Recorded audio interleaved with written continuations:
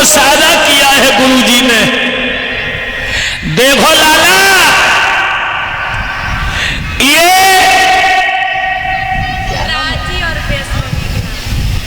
ये हमारी छोटी छोटी बेटियां प्राची और वैष्णवी, बिटिया तिलक करवा जा गुड़िया।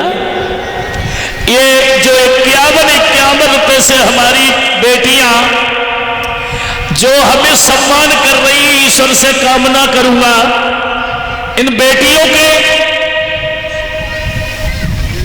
जीवन में अपार खुशियां मिले और अपने घरे जाए तो माता पिता को नाम रोशन करें, यही प्रभु से मेरी कामना है। बोलिए भक्तवत्सल भगवान की। भैया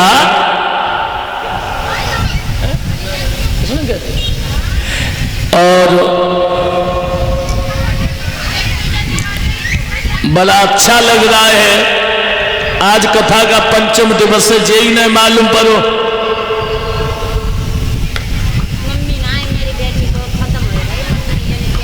इसकी अच्छा तिलक करवाओ, क्या नाम है?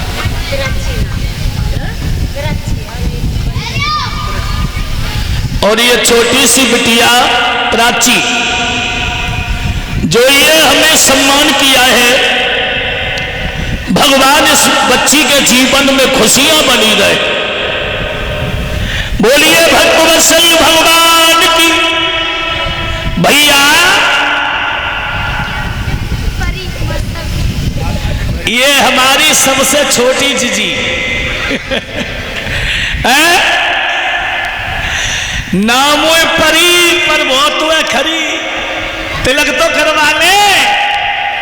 ये हमारे माँ साहब की बिटिया है, जो 51 रुपए से लाली हमें सम्मान कर रही है और ईश्वर से कामना करूंगा कि पढ़ लिख करके बहुत सुंदर सर्विस मिले और हमारे माँ साहब का नाम रोशन कर रही है हमारी बेटी। लाली के लिए ताली बजाओ एक बार। भैया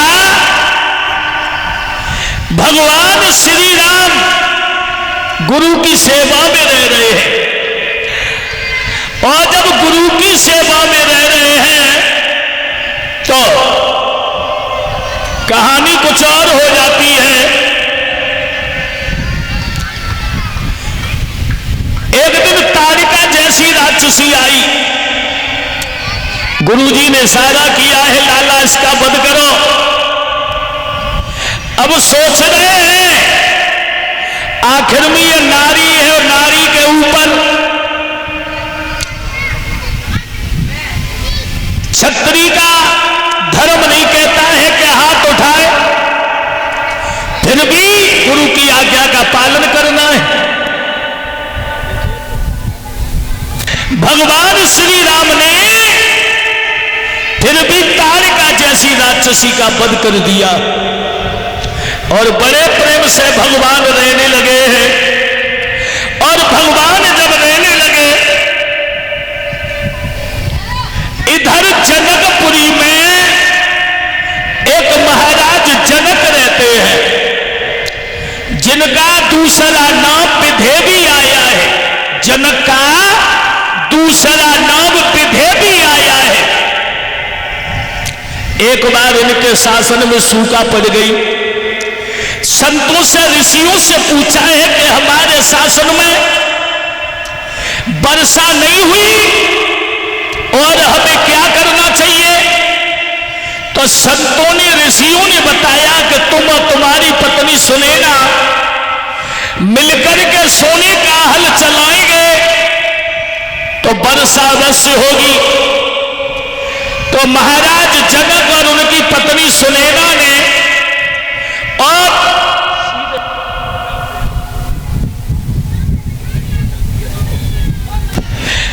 महाराज जनक ने और सुनैना ने मिलकर के जब सोने का हल चलाया, मगर भगवान की लीला, जैसे ही हल चलाया, अरे ये रानी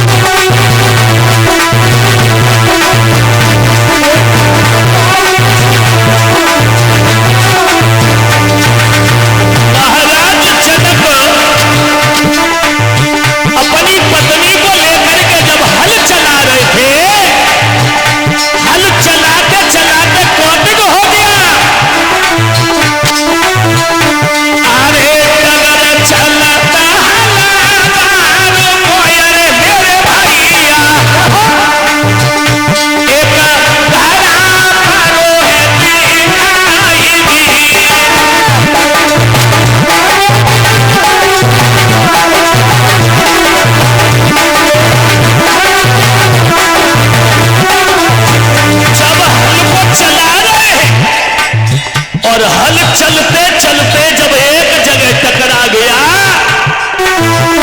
अरे घड़ा का रोहे